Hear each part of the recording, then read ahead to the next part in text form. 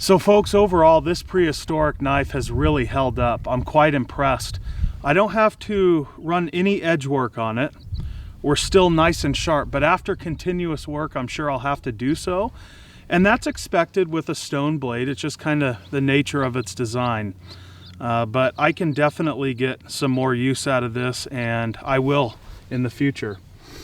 So now that I showed you how to make and construct the Prehistoric stylized knife, and we also utilized it, I want to move forward to a more modern version of a Prehistoric knife. And this is made by Condor, as I mentioned. This is a very small knife, but I gotta say, I've been using it off camera and it fits really nice in the hand. We have a nice thin blade, and I'm thoroughly impressed in how well this tool performs. So without further ado, I want to jump into this part of the video series, and we'll start off by making and constructing a Paiute deadfall trap with a stick of willow.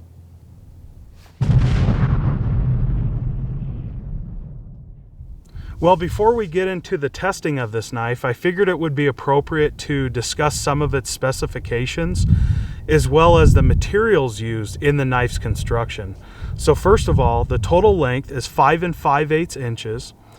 The blade length is just about 2 3/8 inches. It has a hickory handle. The blade is made of a 1095 high carbon steel. As you can see, the knife does come with a leather sheath. You can either wear it around the neck or even lash it onto a belt loop.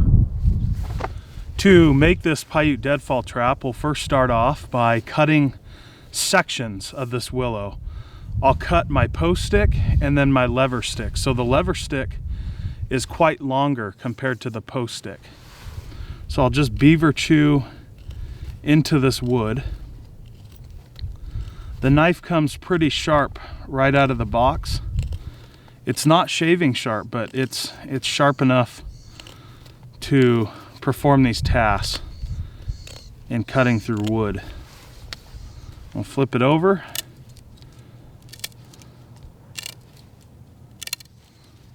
And we just cut this other side.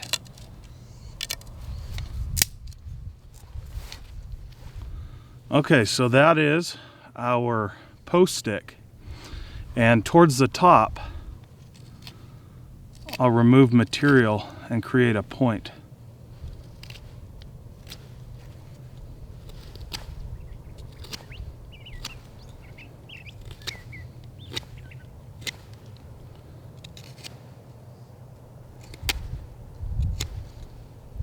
For such a small knife, I find that this is well balanced and you can really control your cuts.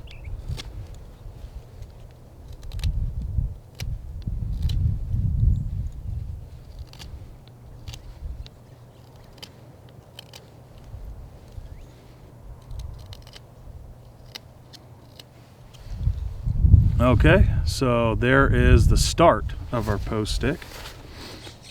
Now moving over to our lever stick, and just kind of put this on top.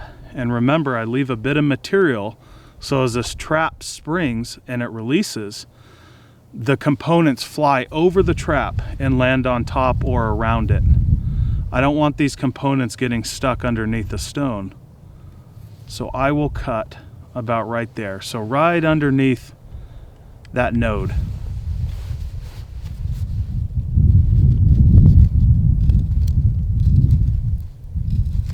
So one thing about woodworking, and especially bow making, but same concept for traps, is you can always remove material, but you can't add it. So you have to always, referring to the traps, you want to cut these sticks a little bit longer than you intend on using, because you can trim those up. But if they're too short, you have to select a new piece of wood. And you can see how that theory runs true with bow making. As you're filing and you're removing material, you want to go slow, because if you remove more, you can't put it back on and you create a hinge pretty quick. Okay, so that is our lever stick. So we have our post stick, our lever stick, and I'll come in here and about right here, I mark it with my thumb and we create our notch.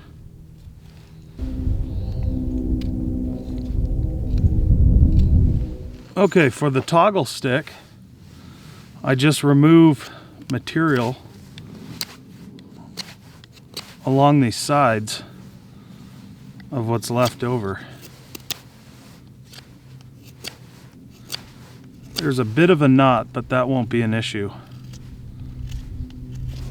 So I just flatten this stick out so you can see I'm removing material on this side. Then I look down it and I remove material on the opposite side. So we create a flat section where this hooks into a notch, which I'll show you in a minute.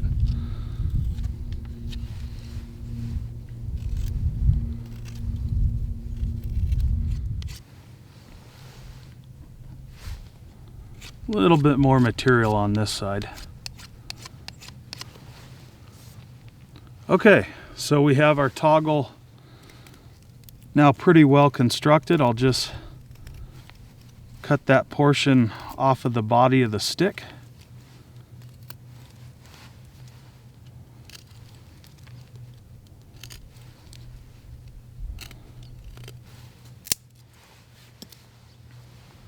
And there's our toggle. We'll continue on. So what I'm doing here is with a stone rasp, I'm just flattening out this surface on both sides. And then for the post stick, I'll do the same thing. I'll just flatten this bottom out.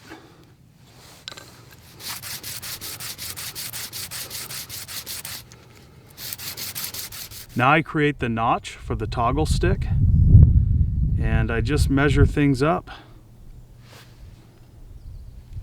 and cut into the wood. And then there's a node right up top, so that helps me out. And I look down the plane of this wood, and I want to make sure this runs exactly vertical with this taper.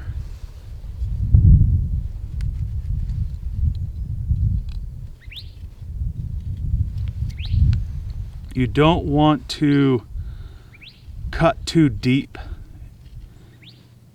into this wood for the notch, because then the components stick together.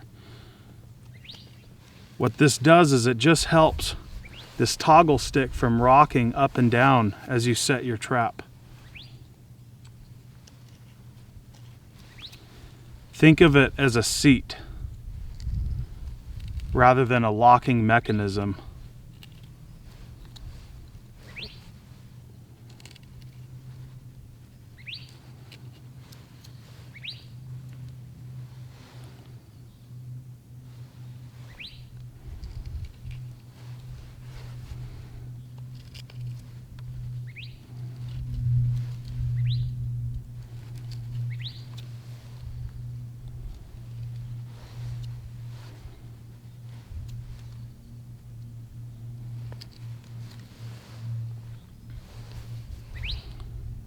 Yeah, that should be fine.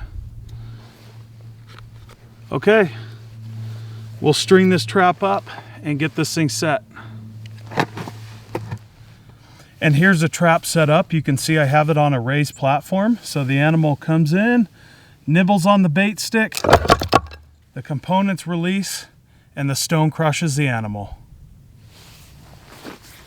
Now for the last and final task with this knife, I'll do a bit of feather sticking. This is just a piece of cottonwood, and then I have an agave stalk.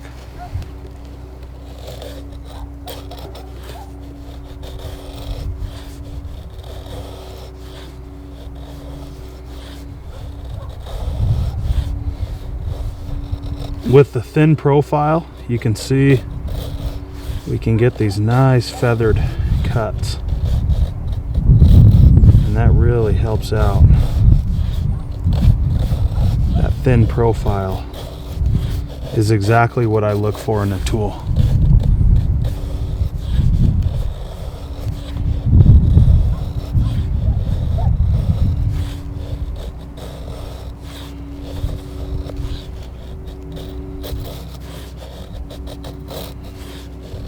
And then you can get some deep cuts. You can see there.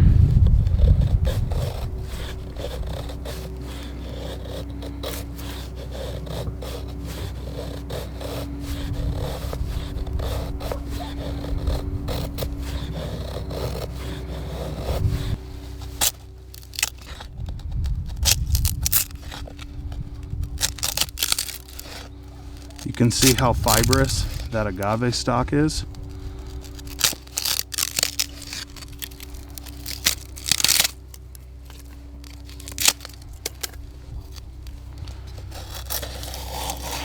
Especially on the inside. This is a very soft, punky material. And with these stocks, I like to make arrow quivers from them. In Mesoamerica, they were using agave or maguey as not only a food source, but for clothing amongst commoners. And then they were using this for textiles, building materials, so forth and so on. This was a very, very important plant that was both found in the wild and cultivated, and eventually cultivated in the American Southwest. Now, one thing that I would like to see with this knife is a 90-degree spine that's uncoated, so we can utilize that to scrape a ferro rod and create fire. Instead, this knife does not have that, and we would indeed have to use the blade itself. But it can work, and I'll show you exactly how using the feather sticks we just created.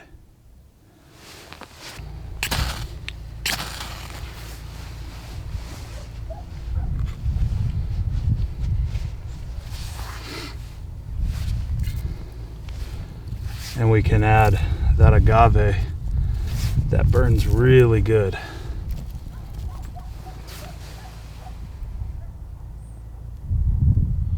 All right, so in wrapping up this video series on making a prehistoric stylized knife, as well as taking a look at a more modern version, the Otzi knife made by Condor, I do want to discuss this a bit further and also talk about two changes that I think are important that I would make on this knife.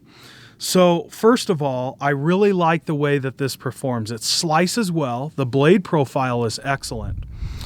It's nice and thin, and aesthetically, this is absolutely gorgeous. It's very unique, and quite honestly, I haven't seen anything of this nature on the market today.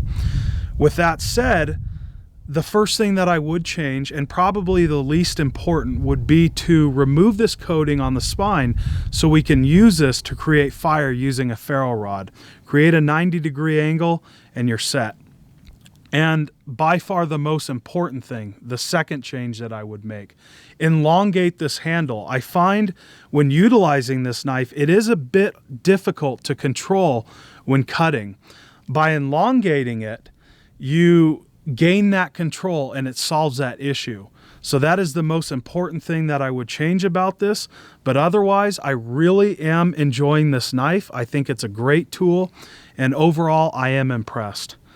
But those two changes would make this knife that much better.